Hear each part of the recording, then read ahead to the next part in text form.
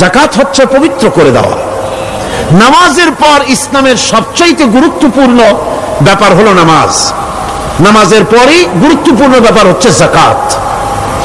আর ইবাদতের বেলায় সাধারণত নামাজের পরে আমরা রোজা বলি, নামাজ রোজা, কিন্তু আসল কথা হচ্ছে নামাজের পরেই যাকাত। কোরআনে কারিমে এভাবেই বলা হয়েছে। নামাজ এবং যাকাত এই দুটি জিনিস হচ্ছে ইসলামের প্রধান স্তম্ভ।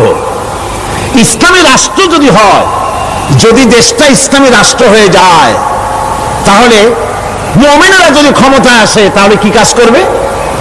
আল্লাহ রাব্বুল আলামিন কোরআনে কারীমের মধ্যে বলেছেন, আল্লাযীনা ইম্মাক্কান্নাহুম ফিল আরদি আকামুস সালাত ওয়া আতাউজ যাকাত। আমার মুমিন বান্দারা যদি ক্ষমতায় আসে, মুমিনরা যদি ক্ষমতা পায়, তাহলে চারখানা কাজ করবে। কয়খান কাজ? জোরে চিল্লায় কোন কয়খান? প্রথম কাজ, ক্ষমতায় এসেই নামাজ প্রতিষ্ঠা করবে। প্রথম কাজ কি? নামাজ প্রতিষ্ঠা করবে। সে নামাজের কথা বলবো কালকে। 2 নম্বরের কাজ হলো যাকাত আদায় করবে। 2 নম্বরের কাজ কি? যাকাত আদায় করবে। যাকাত বোর্ড গঠন করবে না, যাকাত আদায় করবে। যে সরকার নামাজ প্রতিষ্ঠা করে না, সে সরকারের যাকাত বোর্ড করে যাকাত আদায় করার অধিকার থাকার কথা নয়। সুবিধাবাদ জিন্দাবাদ দিলে তো চলবে না। যাকাতের টাকা নিয়ে করেন কল্যাণমূলক কাজ, কিন্তু আল্লাহর হুকুম তো সেরকম না। আল্লাহর প্রথম হুকুম হলো নামাজ প্রতিষ্ঠা করতে হবে, তারপরে যাকাত আদায় করতে হবে। কোরআন শরীফ খোলার সাথে সাথে যে জিনিসটা নজরে পড়ে সেটা কি? হযরত ইব্রাহিম আলাইহিস সালাম এবং তার বংশের নবীদের কথা উল্লেখ করার পর আল্লাহ রাব্বুল আলামিন বলছেন, ওয়াজআলনাহুম আইম্মাতান ইয়াহদুনা বিআমরিনা ওয়া আওহাইনা ইলাইহিম ফি'লাল খায়রাত ওয়া ইকামাস সালাতি ওয়া ইতাইজ যাকাত ওয়া কানু লানা আবিদিন। ওয়াজআলনাহুম আইম্মাতান, আমি সমস্ত নবীদেরকে নেতা বানাইছি। সমস্ত নবীরা কি? আর এক শ্রেণীর, কি বলবো আমি, আমার কাছে ভাষা আসতেছে না, এক শ্রেণীর ভদ্রলোক বলি, ওনারা বলেন নবীদের নেতা কওয়া যাবে না। আশ্চর্য কথা। এই আয়াতের অর্থ তারা কি করবেন? ওয়াজআলনাহুম আইম্মাতান, নবীদের কথা বলা হচ্ছে আমি সমস্ত নবীদেরকে নেতা বানিয়েছি, তাদেরকে আমি নির্দেশ করেছি ভালো কাজের, তারা কল্যাণমূলক কাজ করবে এটা নির্দেশ করেছি, নেতা বানিয়েছি। আর তাদেরকে বলেছি কল্যাণমূলক কাজ করার জন্য, নামাজকে প্রতিষ্ঠা করার জন্য, যাকাতকে আদায় করার জন্য। আর তারা সবাই ছিল আমার অনুগত, বাধ্যগত। নবীরা সব হলেন নেতা। নবীরা কি?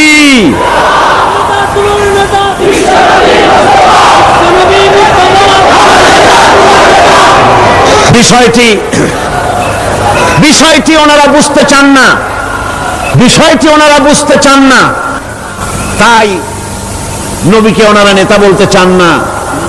বাংলায় আপত্তি করেন, সাইয়েদেনা বলতে আপত্তি করেন না। সাইয়েদেনা মানেই তো আমাদের নেতা। দরুদ শরীফ পড়লেই তো আল্লাহুম্মা সাল্লি আলা সাইয়েদেনা বলি, মানেই হলো আমাদের নেতা। ইংরেজিতে বললে অসুবিধা নাই, উর্দুতে বললে অসুবিধা নাই, আরবিতে বললে অসুবিধা নাই, বাংলায় নেতা বললেই অসুবিধা। কেন হইল? কারা জানি স্লোগান দেয় অমুক আমার নেতা, তোমার নেতা অমুক তমুক, সেই জন্য রাসূল সাল্লাল্লাহু আলাইহি ওয়াসাল্লাম নেতা কওয়া যাবে না। একটা কথা হইল, রাসূল কারীম সাল্লাল্লাহু আলাইহি ওয়াসাল্লাম নবীরাই যদি নেতা না হন, তাহলে নবীরা কি অনুসারী? নাউযুবিল্লাহি মিন যালিক। রাসূলকে বলা হয় ইমামুল মুরসালিন। আমাদের হুজুরকে কি বলা হয়? আমাদের রাসূলকে কি বলা হয়? ইমামুল মুরসালিন। মানে কি? সমস্ত নবীদের নিয়ে উনি নামাজের, সমস্ত নবীরা একটা মসজিদে নামাজ পড়তেন, উনি সেখানে ইমামতি করতেন নাকি? না, সমস্ত নবীদের তিনি ইমাম, নেতা। সুবহানাল্লাহ। সুতরাং এটা এক ধরনের মূর্খতা। আল্লাহ পাক বলছেন আমি সমস্ত নবীদেরকে নেতা হিসাবে পৃথিবীতে প্রেরণ করেছি, তারা হচ্ছেন নেতা।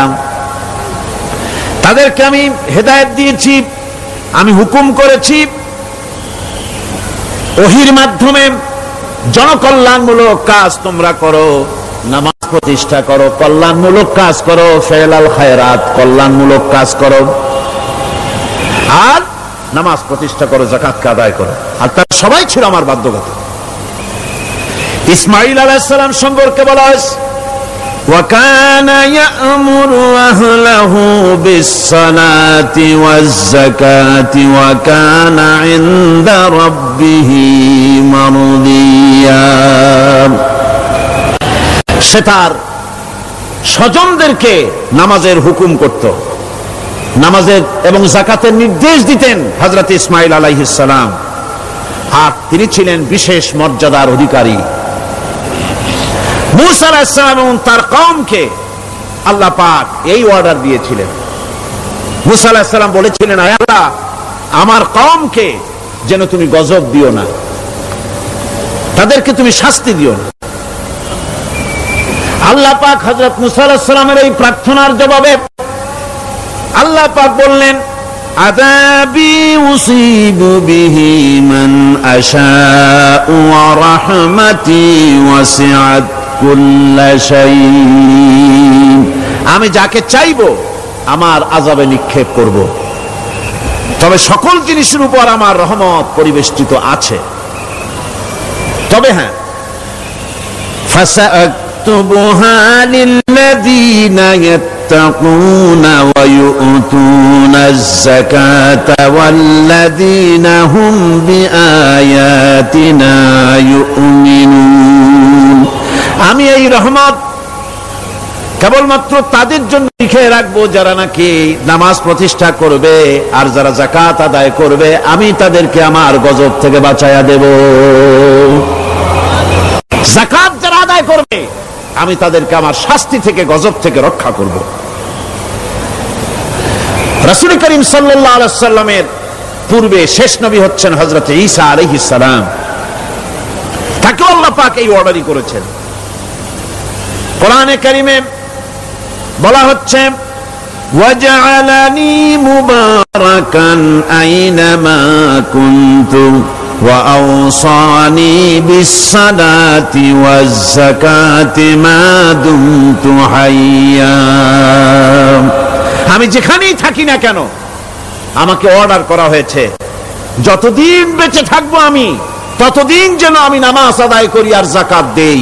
ঈসা আলাইহিস সালাম বলছেন, আল্লাহ পাক আমার উপরে নির্দেশ করেছেন আমি যেখানেই থাকি আর যতদিন বাঁচি আমাকে নামাজ আর যাকাত এই দুটি জিনিস সম্পর্কে আল্লাহ পাক আমাকে আদেশ করেছেন।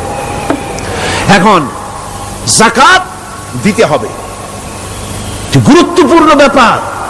মানুষেরা অবহেলায় যাকাত থেকে নিজেকে বঞ্চিত রেখেছে, মাহরুম রেখেছে এত বড় একটি নিয়ামত থেকে। সমাজকে মাহরুম করছে, যাকাত দিচ্ছেন। কোরআনে কারীমের 3টি আয়াতে যাকাতের কথা এভাবে বলা হয়েছে, ইয়া আইয়ুহাল্লাযীনা আমানু আনফিকু মিন তাইয়্যিবাতি মা কাসাবতুম ওয়া মিম্মা আখরাজনা লাকুম মিনাল আরদ। হে ইমানদার লোকেরা, তোমরা যে সব পবিত্র অর্থ সম্পদ উপার্জন করো সেগুলি, এবং আমি জমিন থেকে তোমাদের যে ফসল দান করি, ফসল উৎপাদন করে দেই, তার থেকে তোমরা আল্লাহর পথে খরচ করো। এগুলো 1 নম্বর আয়াত। 2 নম্বর, প্রথম আয়াত বলা হয়েছে সূরা বাকারায়, আর সূরা আনআমে বলা হচ্ছে, কুলু মিন সামারিহি ইযা আসমারা ওয়া আতু হাক্কাহু ইয়াওমা হাসাদিহি। তার উৎপাদিত ফল ফসল তোমরা খাও, আর ফসলের একটি অংশ ফসল কাটার দিনেই আল্লাহর হকটা, আল্লাহর অধিকারটা আদায় করে দাও। যেদিন তোমরা ফসল কাটবে সেদিনই অধিকারটা আদায় করে দাও। এই যে একটা ফরজ, এই ফরজটা মুসলমানেরা বেমালুম ভুলে গিয়েছে। যারা এটা দিবে না তাদের সম্পর্কে আল্লাহ পাক সূরা তওবার ভিতরে বলেছেন, ওয়াল্লাযীনা ইয়াকনিজুনায-যাহাবা ওয়াল-ফিদ্দাতা ওয়া লা ইউনফিকুনাহা ফী সাবীলিল্লাহি ফাবাশশিরহুম বিআযাবিন আলীম। যারা নাকি স্বর্ণ এবং রৌপ্যকে সঞ্চয় করে, জমা করে, ওয়ালা ইউনফিকুনাহা ফী সাবীলিল্লাহ, আর আল্লাহর রাস্তায় তা খরচ করে না, ফাবাশশিরহুম বিআযাবিন আলীম, তাদেরকে কঠিন পীড়াদায়ক শাস্তির সুসংবাদ দাও। পীড়াদায়ক শাস্তির কি দাও? শাস্তির কি সুসংবাদ হয় নাকি? হয়তো উচিত ছিল শাস্তির দুঃসংবাদ শোনাও, না, আল্লাহ বলছেন সুসংবাদ শোনাও। এটার দৃষ্টান্তটা আমার ভাষায় আমি মানুষকে এভাবে বুঝাই। ছেলে খুব দুষ্ট, দুষ্টামির ঠেলায় অস্থির, তার মা মোটেই সামলাতে পারছে না। তখন মা বলে, বেটা আমার কথা তো শুনলি না, তোর বাবা আসুক, তারপরে আমি তারে নালিশ করব। এমন পিট্টি দেবে, মজা টের পাবি। তখন পিট্টি দিলে কি মজা লাগে নাকি? তার মানে শাস্তির তীব্রতা বুঝাবার জন্য বলা হচ্ছে, মজাটা টের পাবা। আল্লাহ রাব্বুল আলামিন বলছেন, কঠিন পীড়াদায়ক শাস্তির সুসংবাদ ওদের দাও, সোনা রূপা যারা জমা করে রাখে, যাকাত দেয় না, আল্লাহর রাস্তায় খরচ করে না। সোনা এখন পুরুষেরাও ব্যবহার করা আরম্ভ করছে। অবশ্য চিটাগংয়ে এমন কাম শুরু হয় নাই। ছাত্র, শিক্ষক, অফিসার গলা একটা সোনার চেন, শীতের দিনেও সামনের বোতাম খুলে রাখে যাতে চেনটা সকলে দেখে।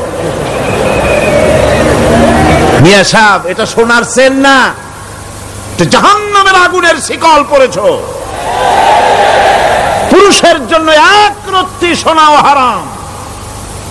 তোমার শরীরের সৌন্দর্য বাড়াবার জন্য স্বর্ণ ব্যবহার করতে পারবা না। স্বর্ণ রৌপ্য জমা করল আর আল্লাহর রাস্তায় খরচ করল না। রব্বুল আলামিন বলেন, ইয়াউমা ইউহমা আলাইহা ফি নারি জাহান্নামা ফাতুকওয়া বিহা জিবাহুহুম ওয়া জুনুবুহুম ওয়া যুহুরুহুম। একদিন আসবে এমন, যেদিন এই সঞ্চিত ধনরাশি, সোনা দানাগুলি জাহান্নামের আগুন দিয়ে জ্বালানো হবে। আর জাহান্নামের আগুন দিয়ে জ্বালায়া এইগুলি দিয়ে তার পিঠের উপরে আর পাঁজরে সিল মারা হবে জাহান্নামের আগুন দিয়া। বলা হবে, হাদা মা কানাজতুম লিআনফুসিকুম ফাযুকু মা কুনতুম তাকনিজুন। মজা চাখো, স্বাদ গ্রহণ করো, এ হলো তোমার সেই সঞ্চিত সম্পদ, সঞ্চিত ধনরাশি যা তুমি জমা করেছো আর আল্লাহর রাস্তায় খরচ করনি। এখন এর শাস্তি গ্রহণ করো। সুতরাং সঞ্চয় করা, মাল জমা করা এক শ্রেণীর লোক আছে। আল্লাহ পাক বলছেন, আল্লাযী জামা মালান ওয়া আদ্দাদা, মাল জমা করে আর মোছে তেল মাখে। টেলিফোন করে, হ্যালো সোনালী ব্যাংকের ম্যানেজার সাহেব নাকি? বলে, হ্যাঁ, দেখুন তো আমার ব্যালেন্সটা কত। উনি বললেন, বল্টু সাহেব, আপনার ব্যালেন্স হচ্ছে 50,77,372 টাকা 79 পয়সা। তখন মোজ ঘষে, আতর লাগায়, তেল মাখে আর মনে মনে আনন্দ হয়, আরো কিছু জমা করতে পারলেই তো কঠিন কোটায় পৌঁছে যাব। আল্লাযী জামা মালান ওয়া আদ্দাদা, মাল জমা করে আর গুনতে থাকে, আল্লাহর রাস্তায় খরচ করে না। আল্লাহ রাব্বুল আলামিন বলছেন, খুয মিন আমওয়ালিহিম সাদাকাতান তুতাহহিরুহুম ওয়া তুযাক্কিহিম বিহা, তাদের অর্থ সম্পদ থেকে যাকাত উসুল করে তাদেরকে পবিত্র করে দাও। যাকাত আদায় করার মানেই হলো তার সম্পদগুলি পাক হয়ে গেল। কোন আলহামদুলিল্লাহ, সম্পদ পাক হয়ে গেল, পবিত্র হয়ে গেল।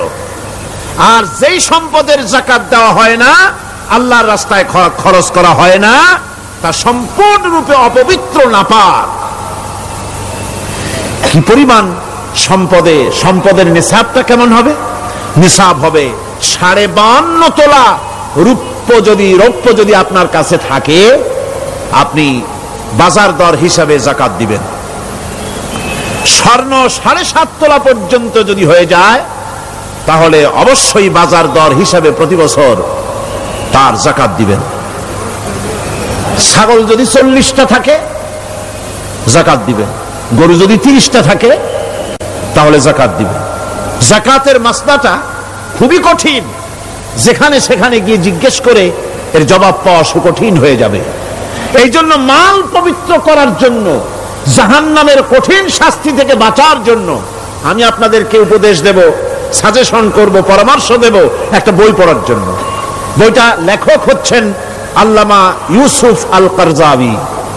বর্তমান আসরে, এই বর্তমান বিশ্বের একজন সাহসী মুফাক্কির ইসলাম, কাতার ইউনিভার্সিটির শরিয়া ফ্যাকাল্টির ডিন। তার লেখা ফিকহুজ যাকাত, এই আরবি বিশাল এই আরবি গ্রন্থের অনুবাদ করেছেন অনুবাদ রাজ্যের রাজা, এদেশে ইসলামী আন্দোলনের, এই ভূখণ্ডের পুরোধা ইসলামী আন্দোলনের বর্তমান সব নেতাদের উস্তাদ আল্লামা হযরত মাওলানা আব্দুর রহিম সাহেব রাহিমাহুল্লাহ। আল্লাহ তাকে জান্নাতুল ফিরদাউসের মেহমান বানায় নিক, জোরে কোন আমিন। তিনি এটার অনুবাদ করেছেন ইসলামে যাকাতের বিধান। ইসলামে, নামটা মনে রাখেন, ইসলামে যাকাতের বিধান। ইসলামী ফাউন্ডেশন বইটা বের করেছে, এত বড় 2টি খণ্ড। এই বইটি আপনারা সংগ্রহ করবেন, ইসলামের যাকাত বিধান। বইটি আপনারা সংগ্রহ করবেন মনে করে। এখন যাকাতের নিসাব আমি বললাম, এবার বলবো যাকাতের খাত। আমি যা বলতেছি এগুলি আমার বানানো নাকি? আল্লাহর কথা বলছি। কার কথা? আল্লাহর। যাকাত কোথায় কোথায় ব্যয় করবেন, কারে কারে দিবেন?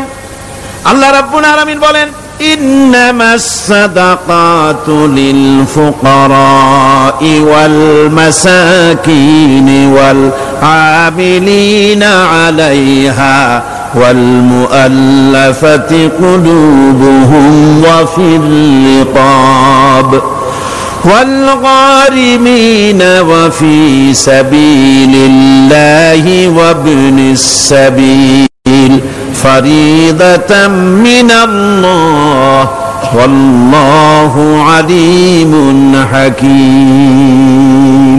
সূরা তাওবার মধ্যে আল্লাহ পাক যাকাত কোথায় কোথায় দিবেন খাতগুলি আল্লাহ বলে দিচ্ছেন। কোন আলহামদুলিল্লাহ।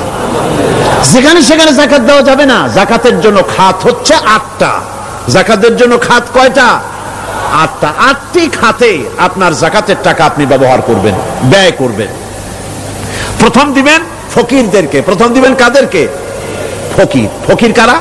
ফকির হচ্ছে নিজের জীবন জীবিকায় অন্যের মুখাপেক্ষী। তারপরে শিশু, এতিম, বিধবা,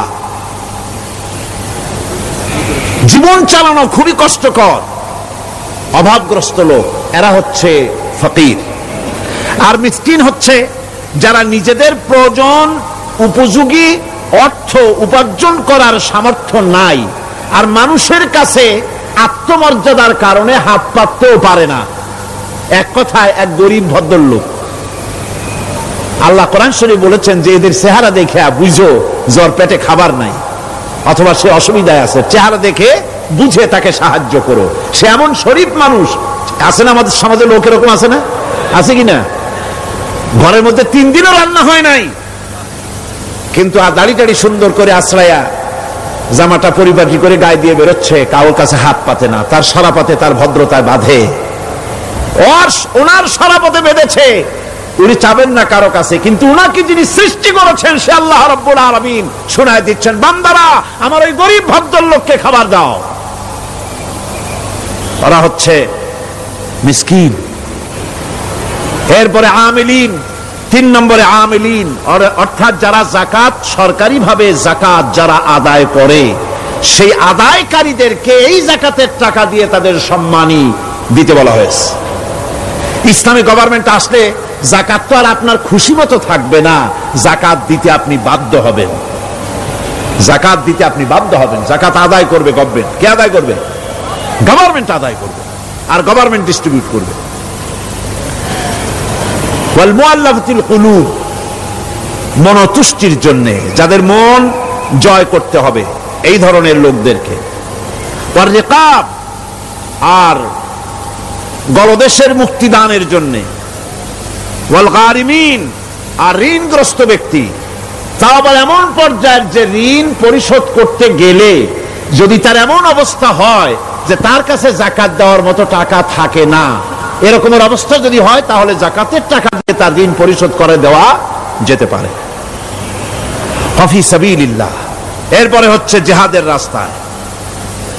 জিহাদের রাস্তা মানে জিহাদ যখন শুরু হবে, সেই জিহাদের ময়দানে আপনি বন্দুক রাইফেল কিনে দেওয়ার সাহায্য করবেন, সেটা নয়। কিন্তু শুধু এটাকে বোঝানো হয় নাই। ফি সাবিলিল্লাহ বলতে বোঝানো হয়েছে আল্লাহর রাস্তায় সংগ্রামরত সব ব্যাপারে আপনি সাহায্য করবেন, ইসলামী আন্দোলনের জন্য করবেন।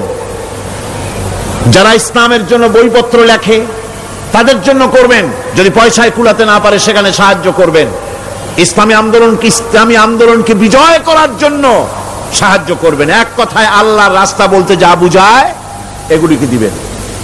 ইবনে সাবিল, এরপরে পথিক মুসাফির। পথিক মুসাফির, সে যদি বাড়িতে ধনী থাকে, ঢাকায় ধনী, কিন্তু চট্টগ্রামে এসে সর্বহারা হয়ে গেছে, টাকা পয়সা সব লুটপাট হয়ে গেছে, এখন বাড়ি ফেরার উপায় নাই, জাকাতের টাকা দিয়ে তাকে সাহায্য করা যেতে পারে। এই 8টি খাতে এভাবে জাকাত দেওয়ার জন্য আল্লাহ খাত সৃষ্টি করেছেন। কয়টা খাত হলো? 8টা খাত। ইসলাম জাকাত ভিত্তিক অর্থ ব্যবস্থা কায়েম করে, আর অনৈসলামিক সরকার সুদ ভিত্তিক অর্থ ব্যবস্থা কায়েম করে। জাকাত আর সুদের মধ্যে পার্থক্য কি? জাকাত হচ্ছে, এক কথায় বুঝাই, ব্যাখ্যা দেব না, এক কথায় বুঝাবো। জাকাত হচ্ছে ধনীদের কাছ থেকে নেও, গরিবদেরকে দাও। আবার শুনুন, জাকাত হচ্ছে ধনীদের কাছ থেকে নাও, গরিবদেরকে দাও। আর সুদ হচ্ছে গরিবদের কাছ থেকে নাও, ধনীদেরকে দাও। টাকায় টাকা টানে। একজনে শুনছিল টাকায় টাকা টানে, সে মনে করলো কেমনে টাকায় টাকা টানে। তারপরে সে এক ব্যাংকের সামনে গিয়ে অনেক টাকার মধ্যে নিজের একটা টাকা ছুঁড়ে মেরেছে। ঘন্টা 2 দাঁড়ায় আছে, দেখে যে তার টাকা আসে না। তখন ব্যাংকের দারোয়ান এসে পিছন থেকে গলাটা ঠেসে ধরছে, বেটা তুমি চোর নাকি, না হাইজাকার, না মাস্তান, না সাদাবাজ? কয় যে না, আমি এর কোনোটাই না। তাহলে এই পজিশন নিয়ে দেখতেছ কি? কয় যে আমি শুনছিলাম টাকায় টাকা টানে, সেজন্য আমার পকেটে একটা টাকা ছিল, ওই যে কেশিয়ার টাকাগুলি গুনতেছে ওইখানে মারলাম, দেখিনি টাকা, আমার টাকায় কিছু টাকা টাইনে আনে। এতক্ষণ দাঁড়ানো, আমার টাকা তো টানলই না, আমার যে একটা টাকা তাও আসে না। দারোয়ান বলছে, বেটা তুমি ঠিকই শুনেছো, টাকায় টাকা ঠিকই টানে, ওই অনেকগুলা টাকা তোমার একটা টাকারে এমন ভাবে টাইনিয়া ধরছে, বাইরে আবার উপায় নাই। সুদভিত্তিক অর্থ ব্যবস্থায় গরিবরা এভাবে শোষিত হয়। শোষিত হয় কারা? গরিবরা। সিনেমা কারা বানায়? ধনীরা। শোষিত হয় কারা? গরিবরা। লক্ষ্য করেন, তাকান, আল্লাহর কথা কত বাস্তব। ধনীরা সিনেমা বানায়, শোষিত হচ্ছে গরিবেরা। রিক্সা চালায়, ঠেলা গাড়ি চালায়, মাথার ঘাম পায়ে ফেলেছে, পরিশ্রান্ত হয়েছে, বিকাল বেলায় সেই টাকা নিয়ে যাচ্ছে বাজার করতে।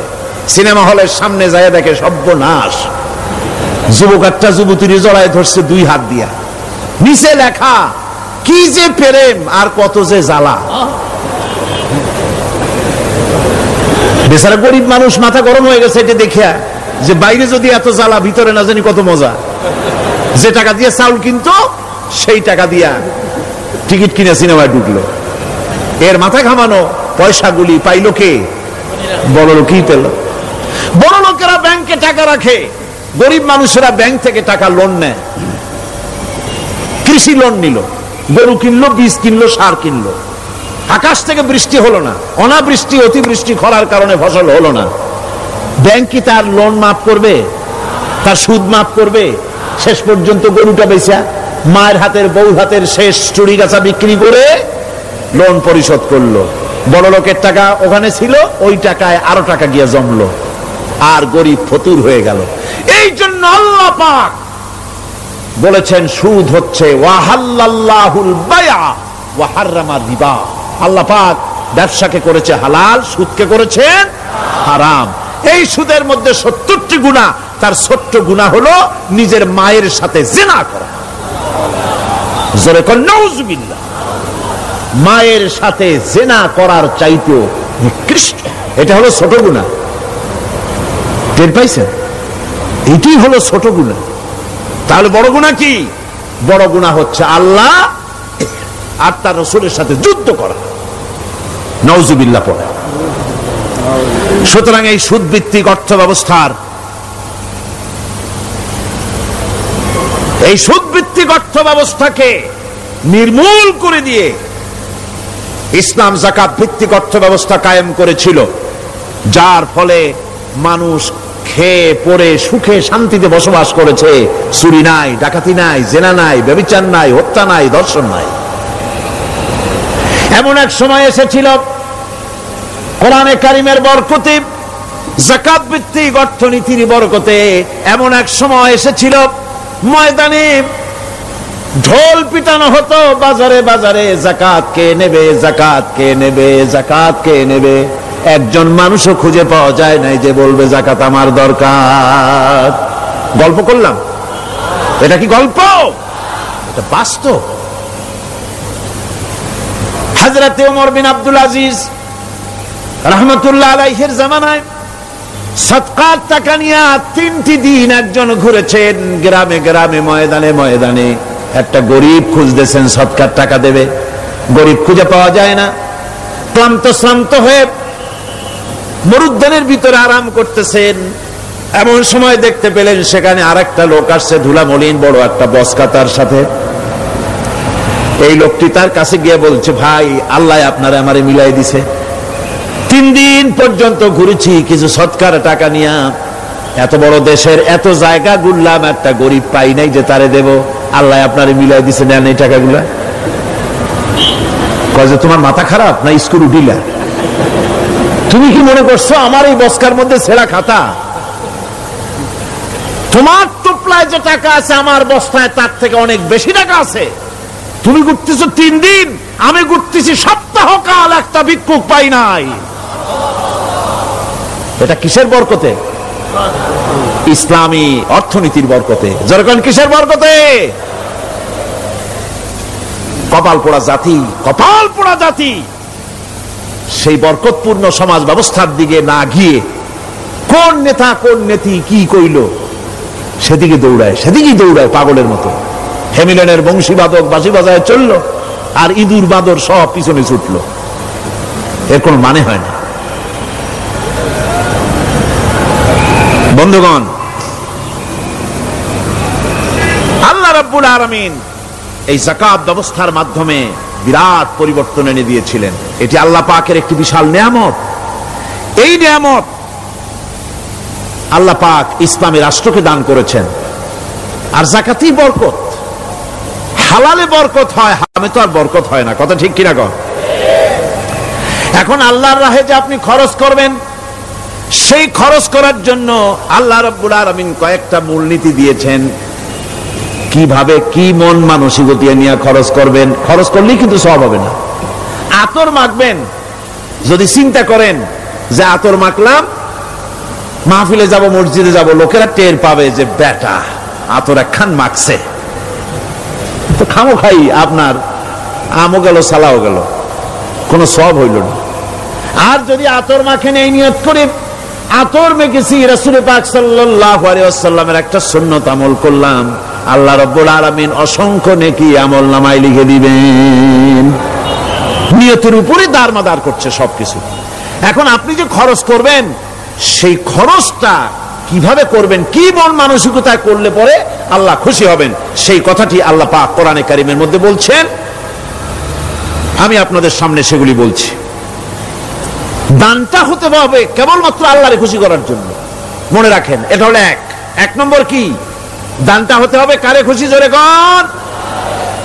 আল্লাহ পাক বলছেন ওয়ামা তুনফিকুনা ইল্লা ইবতিগা ওয়াজহিল্লাহ, তোমরা যা কিছু খরচ করো তাতে আল্লাহর সন্তুষ্টি লাভ করা ছাড়া মনের মধ্যে অন্য কিছু যেন লক্ষ্য না থাকে, শুধুমাত্র আল্লাহর সন্তুষ্টি মনের মধ্যে তোমরা রাখবে। আর কাউকে কোন জিনিস দিয়ে তার কাছে অনুগ্রহ প্রকাশ করতে পারবে না। আমি তোমার এই উপকার করছিলাম, তুমি নেমো খারামের মতো আজ কথা বলো, এরকম বলে না? কাউকে কিছু দিয়ে অনুগ্রহ প্রকাশ করবে না, তার মনে ব্যথা দিবা না। الذين ينفقون أموالهم في سبيل الله ثم لا يتبعون ما أنفقوا منا ولا أذى, যারা আল্লাহর পথে খরচ করে এবং খরচ করার পর নিজের অনুগ্রহ প্রকাশ করে না এবং কাউকেও মনোকষ্ট দেয় না, টাকা দিয়া খোটা দিল না, মনেও কষ্ট দিল না, তাদের জন্য পুরস্কারটা কি শুনুন।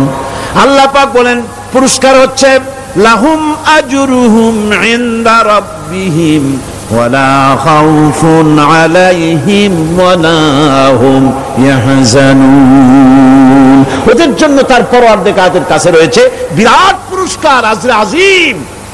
এদের জন্য কোনো ভয় নাই, কোনো চিন্তাও নাই, কিয়ামতে ডাইরেক্ট জান্নাতে চলে যাবে। সুবহানাল্লাহ।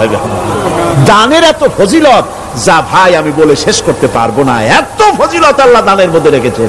ত্যাগেই তো শান্তি, ভোগে শান্তি নাই, মজা কিসে? জোরে কন্যা মজা কিসে? ত্যাগের ভিতরেই মজা। এরপরে আল্লাহ পাক বলছেন আল্লাহর পথে 3 নম্বরে হতেছে আল্লাহর পথে যা খরচ করবা বেছে বেছে ভালো জিনিসটা দিও, বাইসা বাইসা ছেঁড়া জামাটা দিও না।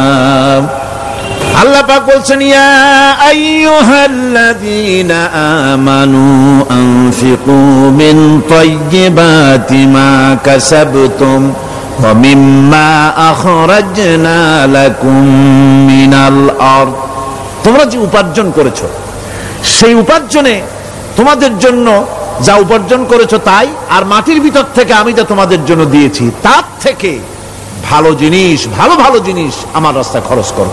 এটা কার অর্ডার? আল্লাহর অর্ডার।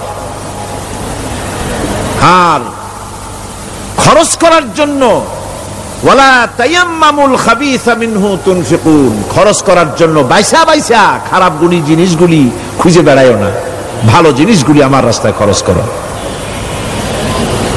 আর যতদূর সম্ভব গোপনে দিও, যতদূর সম্ভব দান গোপনে করি, মানুষকে শুনায়ও না অমুক জায়গায় দিলাম, বা মানুষের দেখায় দেখায় দিও না।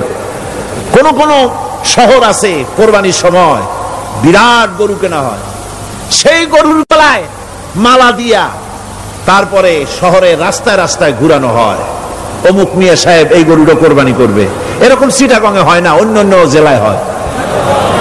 জি, এখানেই বেশি তাই। আশ্চর্য কথা। তাহলে তো উচিত এরকম যদি উদ্দেশ্য হয় তাহলে বড় মিয়া গরুর সাথে একসাথে হাঁটা উচিত, লোকেরা বুঝুক কোন বড় মিয়া আর কোন বড় গরু।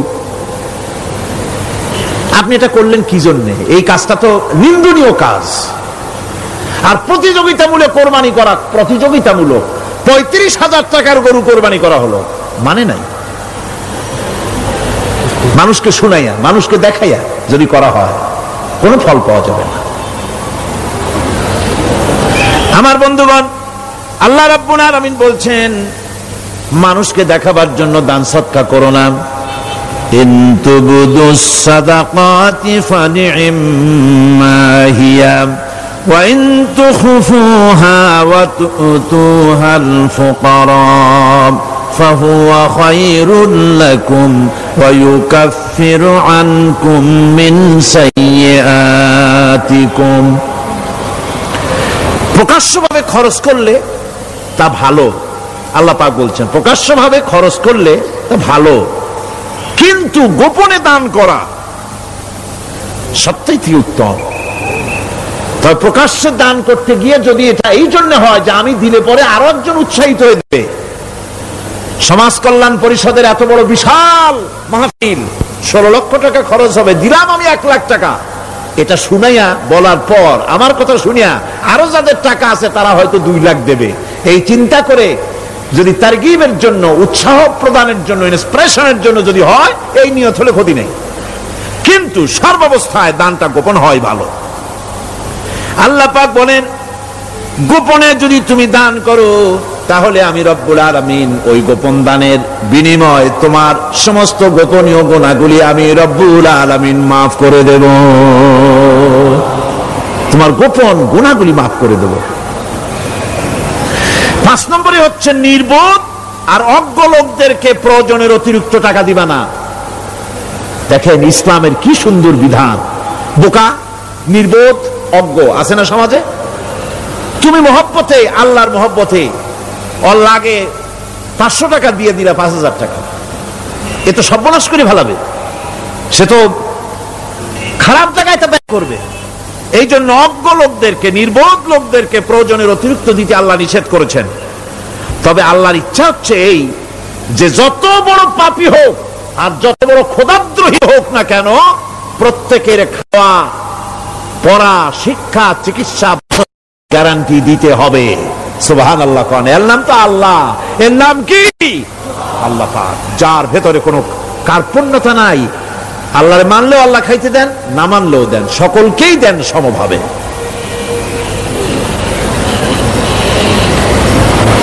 6 নম্বরে হচ্ছে কারো প্রয়োজন পূরণের জন্য যদি ধার দেওয়া হয়, যদি কাউকে ধার দেন, তা আদায় করার জন্য বারবার তাকে টাকা দেওয়া যাবে না। একথা শুনিয়া যারা ঋণগ্রস্ত আছেন তারা আবার এই সুবিধাটা নিয়েন না। সামর্থ্য থাকতে যদি যার কাছ থেকে ধার এনেছেন তাকে যদি কষ্ট দেন, অবশ্যই আল্লাহর কাছে আসামি হতে হবে কিয়ামতের দিন, কোনো সন্দেহ নাই। আর যে ব্যক্তি ধার দিয়েছেন তিনি যদি বুঝতে পারেন যে এই লোকটি আসলেই নিয়ত ভালো কিন্তু দিতে পারতেছে না, তাহলে এমন লোককে বারবার টাকাটা দিতে আল্লাহ নিষেধ করেছেন। তাকে শরম দিও না, তাকে সময় দাও। وَإِنْ كَانَ ذُو عُسْرَةٍ فَنَذِرَةٌ إِلَى مَيْسَرَةٍ وَأَنْ تَصَدَّقُوا خَيْرٌ لَكُمْ إِنْ كُنتُمْ تَعْلَمُونَ। ঋণগ্রস্ত ব্যক্তির আর্থিক অবস্থা খারাপ হলে সচ্ছল হওয়া পর্যন্ত তাকে সময় দাও, আর তাকে যদি ক্ষমা করে দিতে পারো সেটা তো অনেক ভালো কথা, আল্লাহ তোমার প্রতি রহম করবেন। যদি ক্ষমার তাকে যদি সে দিতেই পারবে না এমন অবস্থা যদি হয়, তাহলে তাকে তুমি ক্ষমা করে দিও। কিছু সংখ্যক লোক আছে যারা ধার নিয়ে আসলে ফাঁকি দিতে চায়, আছে না এমন সমাজে? না নাই? কিছু লোক আছে ধার নেয়, ভাই দেব 1 মাসের মধ্যে, কোনো সন্দেহ নাই। 6 মাস যায় তারপরেও দেয় না, অন্য কাজ করে মিটাই, অন্য কাজ মিটায়, কিন্তু এর টাকা পরিশোধ করে না। এরকম লোকও আছে, তারা আল্লাহর কাছে দায়ী হবে। একবার পত্রিকায় দেখেছিলাম কার বাড়িতে কার্টুন দিয়েছে, বাড়িতে বিরাট সাইনবোর্ড লাগাইছে, কুকুর হইতে সাবধান। তার বন্ধু বলছে, ভাই তুমি কুকুর কিনলে কবে? কয় যে না, কুকুর কিনি নাই, সাইনবোর্ড লাগাইছি পাওনাদারদেরকে ঠেকাবার জন্য, যাতে সহজে বাড়ির মধ্যে না ঢোকে। এই চালাকিটা আর কেউ বুঝুক আর না বুঝুক, আল্লাহ পাক তো খুব ভালো করেই বোঝেন। 7 নম্বরের কথা হলো দান করার ব্যাপারে, যে আপনি দান করতে করতে যা আছে সব ফতুর করে ফেলাবেন, এটা কিন্তু ইসলাম চায় না। আপনার সন্তান সন্ততিকে বঞ্চিত করে, স্ত্রী পুত্রকে বঞ্চিত করে সমানে দান করবেন, ঘরে না খায়া থাকবেন, এই অবস্থা যেন না হয়। খরচ করবেন কি? আল্লাহ পাক বলছেন, ওয়ায়াসআলুনাকা মাযা ইউনফিকুনা কুলিল আফওয়া। নবী আপনাকে প্রশ্ন করা হয় কি খরচ করব, আপনি বলুন প্রয়োজনের অতিরিক্ত জিনিস যেটা আছে সেটাই আল্লাহর জন্য খরচ করে দাও। তোমার প্রয়োজন যখন মিটে গেছে, ব্যাংকের মধ্যে অসংখ্য টাকা জমা রাখা খালি গুনতেছো বসে বসে, তা না করে অভাবগ্রস্ত মানুষদের প্রয়োজন মিটাও। খরচ করার ভিতরে আর খরচ না করার ভিতরে ভারসাম্য রক্ষা করতে হবে। ولا تجعل يدك مغلولة إلى عنقك ولا تبسطها كل البسط فتقعد ملوما محسورا।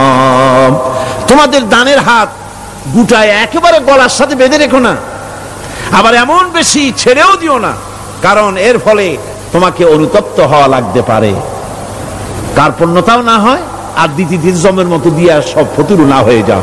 দুটোর মধ্যে ব্যালেন্স হতে হবে।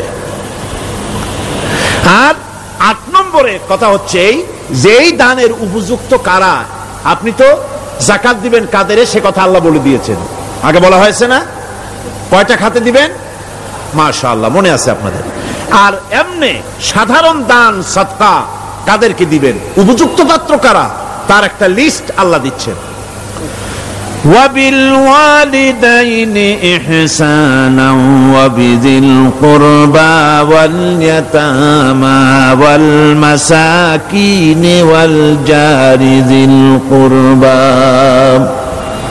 নিজের পিতামাতা, নিকট আত্মীয়, ইয়াতিম, মিসকিন এবং আত্মীয় প্রতিবেশী তাদেরকে দিবে। আমি কিন্তু এখন যাকাতের কথা বলছি না, মা বাপকে যাকাত দেওয়া যাবে না।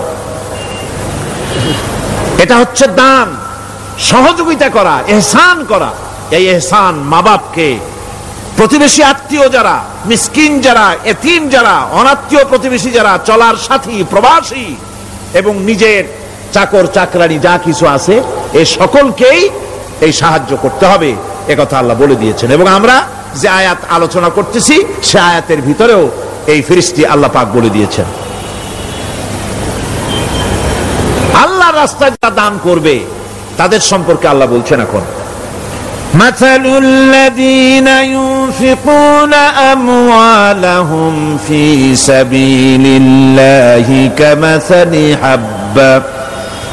আল্লাহর রাস্তায় খরচ করা এর দৃষ্টান্ত হলো একটা দানার মতো, যেই দানাটা থেকে 7টা ডাল বেরিয়ে গেল। ফি কুল্লি সুমবালাতিন মিআতু হাব্বা, একটা দানা থেকে 7টা ডাল বেরোলো, এক একটা ডালে 100 করে দানা হলো, সব মিলাইয়া 700 দানা হয়ে গেল।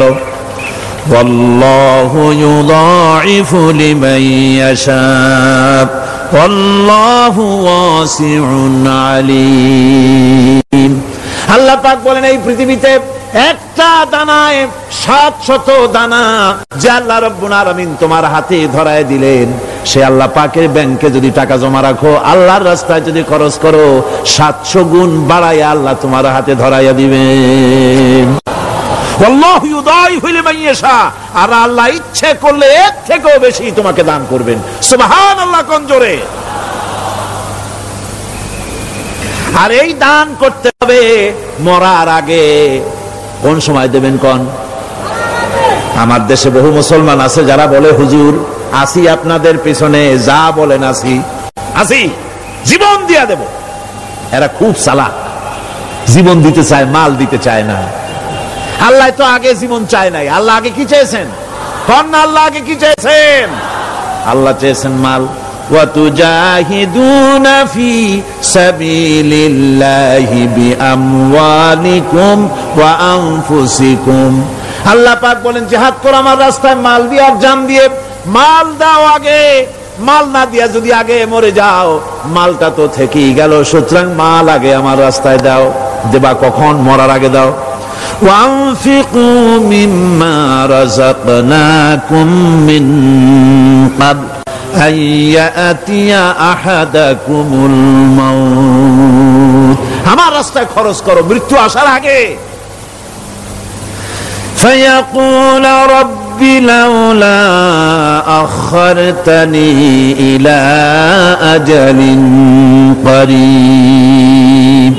যদি মরার আগে না দাও, মৃত্যুর সময়, মৃত্যু যখন এসে গেল, সেই সময় যদি বলো, অনুশোচনা যদি করো, আহারে যদি আমি সময় পাইতাম, একটু খানিক যদি সময় দিতে, আল্লাহ একটু সময় আমারে যদি দাও, আসাদ্দাকা ওয়া আকুম মিনাস সালিহিন। দান সদকা করব, সব আল্লাহর রাস্তায় দিয়ে দেব, আর আমি সালেহ বান্দাদের মধ্যে শামিল হয়ে যাব। আল্লাহ একটু সময় আমারে দাও। আল্লাহ পাক বলছেন ওয়ালা ইউআখিরাল্লাহু নাফসান ইযা জাআ আজালুহা আল্লাহু খাবীরুম বিমা তা'মালুন। মৃত্যু নির্ধারিত সময় আসলে এক সেকেন্ড আগে পাশে করা হবে না। সুতরাং মৃত্যুর আগে খরচ করো। আপনি মনে করবেন যে আপনি মরে গেলে পরে আপনার ছেলে মেয়ে আপনার জন্য করবে, খরচ করবে। হ্যাঁ করবে ঠিক, মরার পরে কুলখানির পরে 40, তারপরে শেষ, এরপর আর করবে।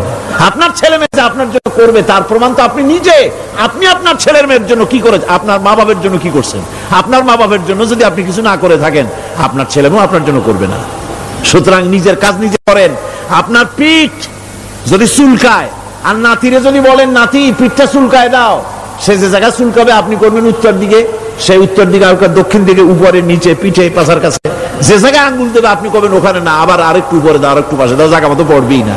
আর কষ্ট করে নিজের হাতটা যদি পৌঁছাইতে পারেন জায়গা মতো পড়ে, একবার চুলকানি মারলেই চুলকানি শেষ, ঠিক কিনা? সুতরাং আপনি অন্যের উপরে ভরসা না করে নিজের খরচ নিজেই করে যান, নিজের কাজ নিজে করে যান, আল্লাহর রাস্তায় খরচ করে যান, বেশি পরিমাণে খরচ করেন। যত খরচ করবেন আল্লাহ রাব্বুল আলামিন রাজি হয়ে যাবে। কোন সুবহানাল্লাহ। তাবুকের যুদ্ধের জন্য, তাবুকের জিহাদের জন্য আল্লাহর নবী চাঁদা চেয়েছিলেন। চাঁদা করা কোনো নাজায়েজ জিনিস না, তবে সাদাবাজ নাজায়েজ। মানুষকে কষ্ট দিয়ে পয়সা জবরদস্তিমূলক আদায় করা। 10,000 টাকা দিবেন মিয়া, 10 লাখ টাকা দিতে হবে, এত টাকা পাবো কে? আরে মিয়া পাবেন কই? রাইফেলের বাট দেখায়, তারপরে জামা প্যান্টের কাছে চুলকাতে গিয়া রিভলভারের বাট দেখায় দেয়। দেবেন না, আমার লোক এসে আদায় করে নিয়ে যাবে, তোমার বাপ দেবে কবরে উঠা। এটা জায়েজ নাই। কথা বুঝতে পেরেছি? রাসূল করিম সাল্লাল্লাহু আলাইহি ওয়াসাল্লাম সাহায্য চেয়েছেন, সাহায্য। রোমকদের সঙ্গে যুদ্ধ হবে, সাহায্য লাগবে, যার কাছে যা আছে নিয়ে আস। মহিলারা কানের দুল খুলে দিল, নাকের ফুল খুলে দিল, গলার হার খুলে দিল। মানুষেরা সাহাবায়ে কেরাম টাকা করি উজাড় করে দিতে লাগলেন। এত হলো, হুজুরকে দেখা যায় না, স্তূপ হয়ে গেছে, সোনা দানা টাকা পয়সা অস্ত্রপাতির স্তূপ। হুজুর বলছেন তোমরা তো সবাই দিলে, আমার আবু বকর কোথায়? হযরত সিদ্দিক আকবর রাদিয়াল্লাহু তাআলা আনহু তিনি ছিলেন এক পিলারের আড়ালে, খামের আড়ালে, সেখান থেকে বেরিয়ে এসেছেন, হাতে 70টা পোটলা। হুজুর দেখেন হযরত আবু বকরের চোখে পানি। হুজুরের হাতে পোটলাটা উঠাই দিলেন। নবীজি পোটলা খুলে ছাড়লেন, কয়েক কেজি গম পড়লো আর কয়েকটা দিরহাম পড়লো। হুজুর হযরত আবু বকরের দিকে তাকায় দেখেন সিদ্দিক আকবর রাদিয়াল্লাহু তাআলা আনহুর চোখের থেকে পানি পড়ে দাড়ি ভিজে ভিজে পড়তেছে। আল্লাহর নবী বলেন, ও সাহাবীরা, তোমরা সবাই মিলে আজকে যে দান করেছো, সব দানের যত মর্যাদা হয়েছে তার থেকে একা আবু বকরের দানের মর্যাদা আল্লাহর কাছে বেশি হয়ে গেছে।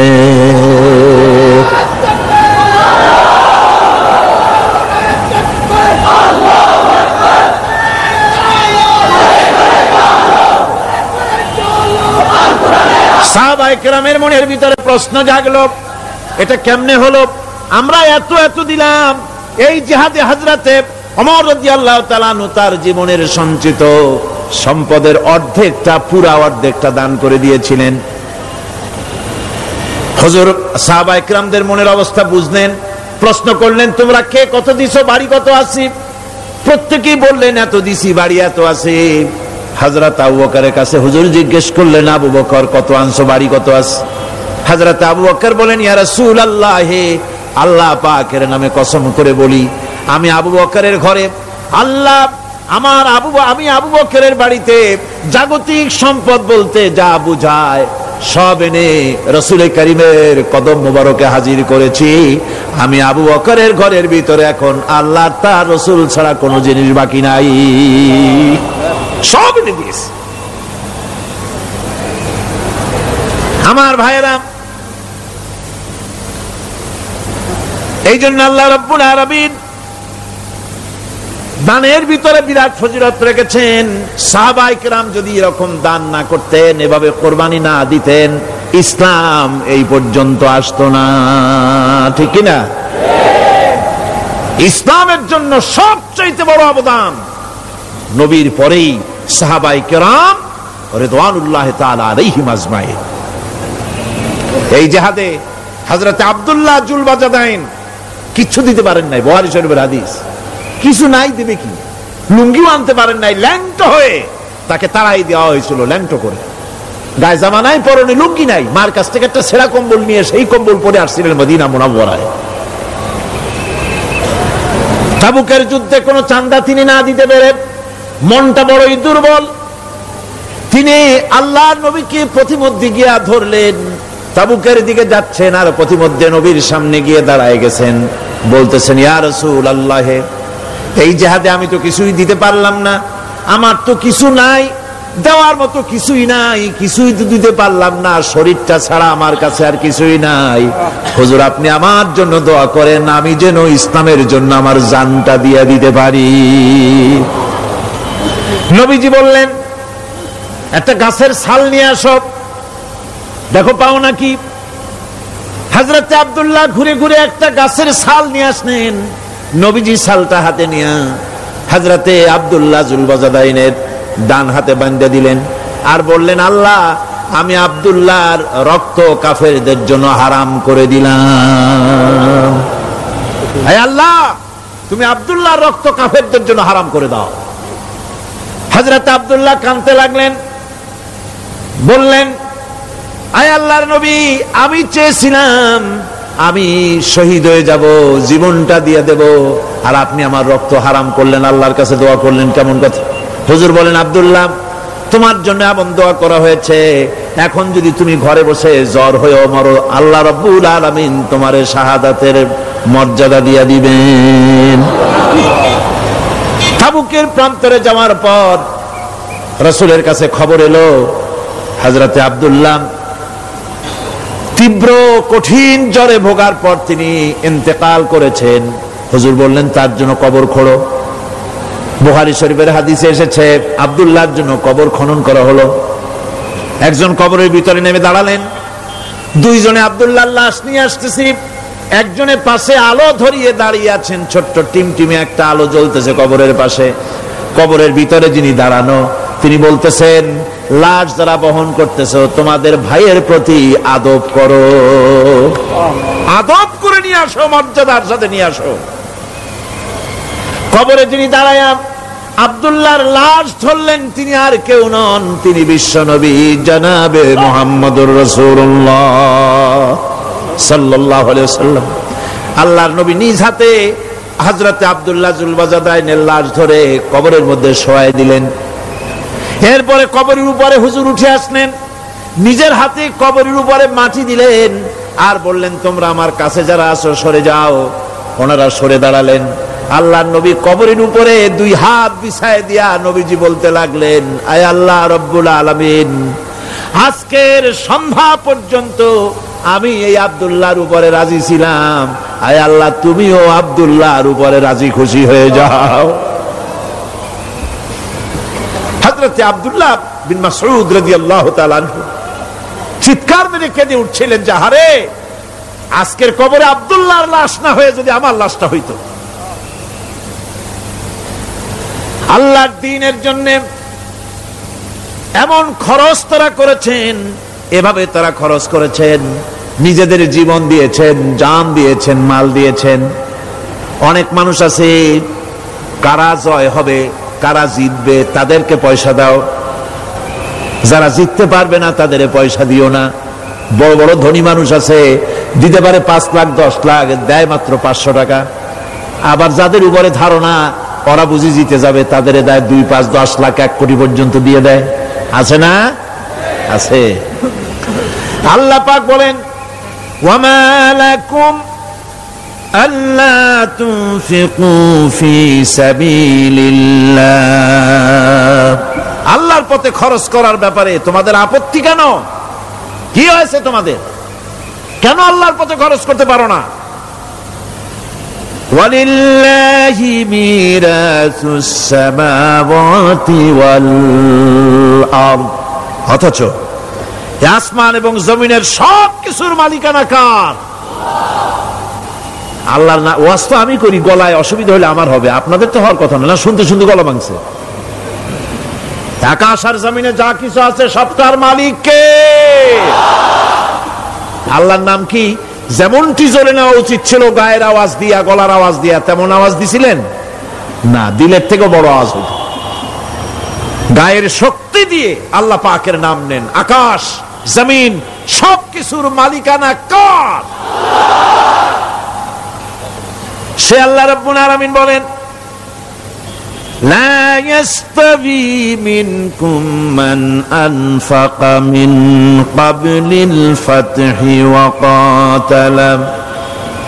আল্লাহ পাক বলছেন, তোমাদের মধ্য থেকে যারা আল্লাহর রাস্তায় অংশগ্রহণ করে, যারা লড়াই করে, আর যারা খরচ করে বিজয়ের পূর্বে, যারা লড়াই করে না আর খরচ করে না বিজয়ের পূর্বে, তারা কখনো সমান নয়। সুদিনে বসন্তের কোকিল হবা, ইন্নী মাকুম, আমরাও আপনাদের সাথে ছিলাম, এটার কোনো দাম নাই। সুতরাং ইসলামের বিজয় আসবে ইনশাআল্লাহ। বলেন ইনশাআল্লাহ।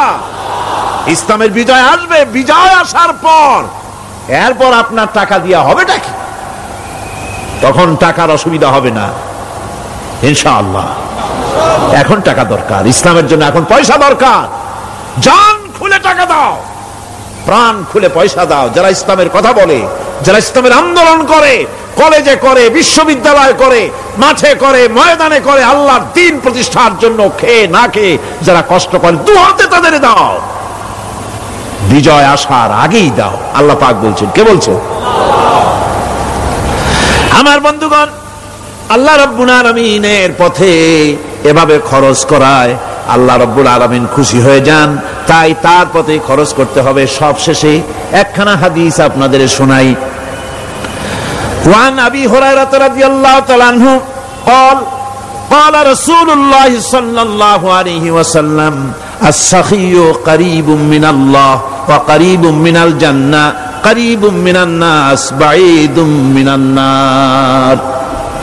হযরত আবু হুরায়রা রাদিয়াল্লাহু তাআলা আনহু বলেন, রাসূল করিম সাল্লাল্লাহু আলাইহি ওয়াসাল্লাম বলেছেন, দানকারী আল্লাহর নিকটতম, দানকারী আল্লাহর নিকটতম, দানকারী বেহেশতের নিকটতম, দানকারী মানুষের নিকটতম, দানকারী জাহান্নাম থেকে দূরে সরায় দেন আল্লাহ। দানকারী বেহেশতের কাছে, আল্লাহর কাছে, মানুষের কাছে, আর জাহান্নাম থেকে অনেক অনেক অনেক দূরে। ওয়াল বাখিল বাঈদুম মিনাল্লাহ বাঈদুম মিনাল জান্নাহ বাঈদুম মিনান নাস কারীবুম মিনান নার। আল্লাহর নবী বলেন, বখিল ব্যক্তি, যে ব্যক্তি কৃপণ, সে আল্লাহ থেকে দূরে, সে বেহেশত থেকে দূরে, সে মানুষ থেকে দূরে এবং জাহান্নাম থেকে একেবারেই নিকটে। নাউযুবিল্লাহ। কোন নাউযুবিল্লাহ। ওয়ালা জাহিলুন সাখিয়ুন আহাব্বা ইলাল্লাহি মিন আবিদিন বাখিল। তিরমিজি শরীফের হাদিস। আর অবশ্যই একজন জাহিল দাতা, একজন কৃপণ আবেদের চাইতে আল্লাহর কাছে তার অনেক দাম। সুবহানাল্লাহ। সুতরাং আল্লাহর পথে প্রাণ খুলে আল্লাহর পথে দেওয়ার জন্য মন তৈরি করুন। আল্লাহ যা দিয়েছেন, যেমন জোয়ার, যেমন ভাটি তেমন জোয়ার। কুয়ার পানি যদি না উঠান, কুয়ার পানি ক্রমান্বয়ে পচে যাবে, নষ্ট হবে। পানি যত উঠাবে, কুয়া পানি তত জারি থাকবে। কোন সুবহানাল্লাহ। দিতে থাকবেন আল্লাহর রাস্তায়, দিতে থাকবেন, ততই কল্যাণ হবে, মুক্তি হবে, শান্তি পাবেন। মুনাজাতের জন্য বসেন, এক্ষুনি মুনাজাত। মুনাজাতের জন্য দাঁড়ানো ভাইরা সব বসে পড়েন। আল্লাহুম্মা আমিন। রব্বানা যালামনা আনফুসানা ওয়া ইন লাম তাগফির লানা ওয়া তারহামনা লানাকুনান্না মিনাল খাসিরিন। রব্বানা লা তুযিগ কুলুবানা বা'দা ইয হাদাইতানা ওয়া হাব লানা মিন লাদুনকা রাহমাতান ইন্নাকা আনতাল ওয়াহ্হাব। হে আল্লাহ তাআলা, এই বিশাল জনসমুদ্র নিয়ে তোমার দরবারে হাত তুলেছি। পবিত্র মেরাজের রজনীতে আয় আল্লাহ তুমি দয়া করে মেহেরবানি করে আমাদের আলোচনা দুরুদ সালামের সওয়াব আমাদের বিশ্ব নবী তোমার প্রিয় হাবিব জনাবি মুহাম্মদ রাসূলুল্লাহ সাল্লাল্লাহু আলাইহি ওয়াসাল্লামের রূহ মুবারকে পৌঁছায়া দাও। সমগ্র বিশ্বের মাটির নিচে যত মুমিন মুমিনাত শুয়ে আছেন তাদের আরো আর পরে সওয়াব পৌঁছায়া দাও।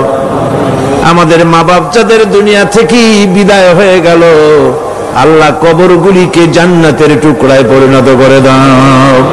রব্বির হামহুমা কামা রব্বায়ানি সগীরা পড়েন সবাই রব্বির হামহুমা কামা রব্বায়ানি সগীরা। হে আল্লাহ তাআলা বহু মানুষ দোয়া চেয়েছি, কতজনের কত কষ্ট, কেউ হসপিটালে আছে, কারো অপারেশন হবে, কেউ বা মরে গেছে, কেউ বা মামলা মোকদ্দমায় আছে, কেউ বা পারিবারিক অশান্তিতে আছে। আল্লাহ যিনি যেই নিয়তে দোয়া চেয়েছে মেহেরবানি করে সেই নেক নিয়ত তোমার দরবারে কবুল করে নাও। বিপদগ্রস্ত লোকগুলির বিপদ থেকে বাঁচাইয়া দাও। আয় আল্লাহ রাব্বুল আলামিন এই মাহফিলে লক্ষ লক্ষ জনতা সমুদ্রের ঢেউর মতো চতুর্দিক থেকে আসতে থাকে। তুমি আর তোমার কোরআন আর তোমার রাসূল ছাড়া কোনো স্বার্থ কারো মনে নাই। কাউরে রিকশা ভাড়া দেওয়া হয় না, ট্রাক ভাড়া, বাস ভাড়া কাউকে দেওয়া হয় না, এক লোকমা খানাও এখানে পায় না, তাবাররুক বা সিন্নি বিতরণও হয় না। আয় আল্লাহ নিঃস্বার্থ ভাবে এই লোকগুলি যাতায়াত করে। আল্লাহ তোমার কোরআনের বরকতে সকলকে তুমি গুনাহ মুক্ত করে দাও। আয় আল্লাহ তাআলা যাতায়াত আসান করে দিও, যাতায়াতের পথে কারো যেন কোনো বিপদ না হয়ে যায়। আয় আল্লাহ তাআলা বাড়ি ঘর ফালায় আসে, বাড়ি ঘর তোমার ফেরেশতা দিয়ে তুমি হেফাজত করো। রব্বুল আলামিন মা বোনেরাও কষ্ট করে আসে, আল্লাহ তুমি দয়া করে এ মাহফিলে যারা শরীক হয়, এ মাহফিলে কোরআনের মাহফিলে শরীক হওয়ার কারণে তোমার কাছে একটা দাবি করি, দাবিটা হলো মেহেরবানি করে সব মানুষকে তোমার কাবা ঘর দেখাও। যারা উপস্থিত হয়েছে সকলকে তোমার হাবিবের রওজায় গিয়া সালাম দেওয়ার তৌফিক দাও। রব্বানা তাকাব্বাল মিন্না ইন্নাকা আনতাস সামিউল আলিম ওয়া তুব আলাইনা ইন্নাকা আনতাত তাওয়াবুর রহিম।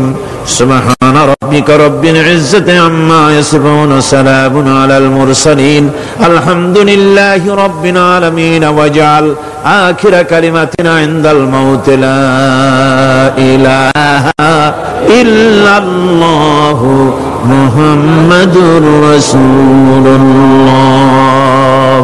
السلام عليكم ورحمة الله.